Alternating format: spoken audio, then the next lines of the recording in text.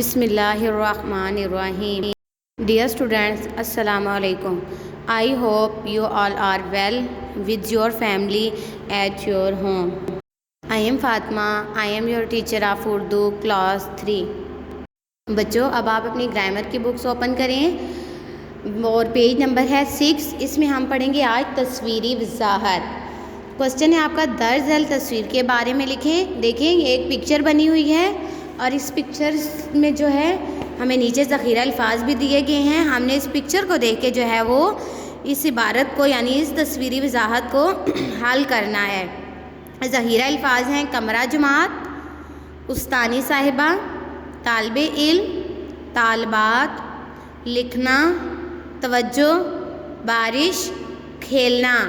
یہ جو ساری تصویری وضاحت ہے اس کو ہم نے جو ہے وہ فعل حال کے مطابق جو ہے اس کو لکھنا ہے.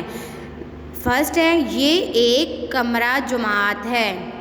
سیکنڈ ہے کمرہ جماعت میں طلباء اور طالبات بیٹھے ہیں. تھرڈ ہے کمرہ جماعت میں ایک تختہ سفید ہے. استانی صاحبہ طلباء اور طالبات کو پڑھا رہی ہیں. بچے بہت توجہ سے لکھ رہے ہیں. باہر بارش ہو رہی ہے. کچھ بچے بارش میں کھیل رہے ہیں.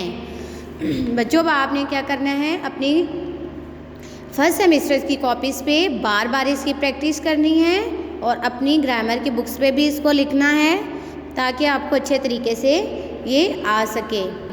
Thank you. اللہ حافظ.